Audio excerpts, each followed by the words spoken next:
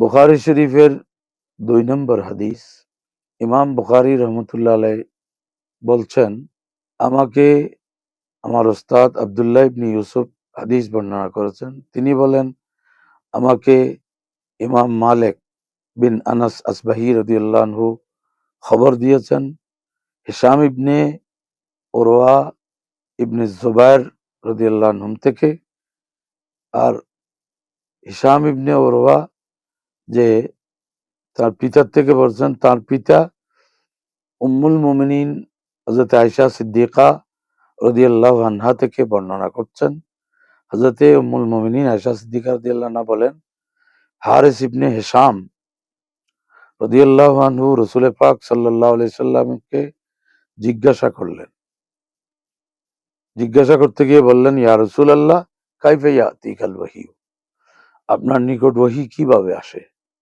ওহী আসার পদ্ধতি সম্পর্কে জানতে চাইলেন। তদুত্তরে রাসূল পাক সাল্লাল্লাহু আলাইহি সাল্লাম বলেন, আহইয়ানান ইয়াতিনি মিসলা সালসালাতিল জারাস, কখনো কখনো আমার কাছে ঘন্টার আওয়াজের মতো ওহী আসে। ওহুয়া আসাদ্দুহু আলাইয়া, এই প্রকারের এই পদ্ধতির ওহী আমার নিকট কঠিন, সবচেয়ে কঠিন। ফায়ুবসামু আন্নি, এই ওহী আসা যখন বন্ধ হয়ে যায়, ওয়াকাদ ওয়াইতু আনহু মা কাল, ইতিমধ্যেই আমি এ ঘন্টার আওয়াজের মাধ্যমে ওহী হিসেবে যা বলা হয়েছে সেটা আমি সংগ্রহ করে নিই, এটাকে আমি ধারণ করে নিই। দ্বিতীয় হচ্ছে ওয়া আহইয়ানান ইয়াতামাসসালু লিয়াল মালাকু রাজুলান, আবার কখনো কখনো ফেরেশতা একজন পুরুষের আকৃতিতে আমার নিকট আসেন। ফায়ুকাল্লিমুনি, অতঃপর আমার সাথে কথা বলেন, অর্থাৎ ওহী দান করেন। ফাআই মা ইয়াকুল, অতএব আমি ওই ফেরেশতা যা বলেন সেটা ধারণ করি, সেটা আত্মস্থ করি। ক্বালাত আয়েশাতু রাদিয়াল্লাহু আনহা, এখানে রাসূল পাক সাল্লাল্লাহু আলাইহি ওয়া আলিহি ওয়াসাল্লাম দুইটি পদ্ধতি উল্লেখ করেছেন।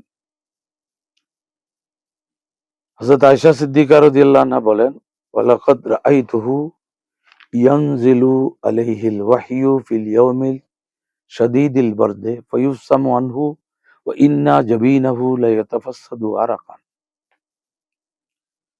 তিনি বলেন যে রাসূল পাক সাল্লাল্লাহু আলাইহি ওয়া আলিহি ওয়াসাল্লামের উপর প্রচন্ড ঠান্ডার দিনে ওহী নাজিল হতে আমি দেখেছি। আর সেই ওহী নাজিল হওয়া যখন শেষ হয়ে যায়, তখন তার কপাল মোবারক থেকে জোরে গাম প্রবাহিত হতে দেখেছি। এটা হচ্ছে ওহীর যে ওজন। আল্লাহ তাআলা পবিত্র কোরআনে এই ওহীকে কওলে সকিল বলেছেন, অর্থাৎ খুব ভারী উক্তি।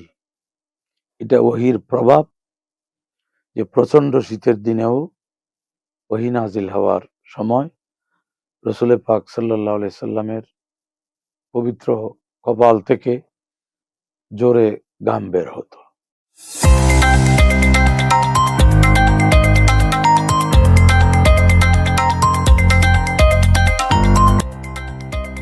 সত্যের সন্ধানে নির্ভীক, P News TV।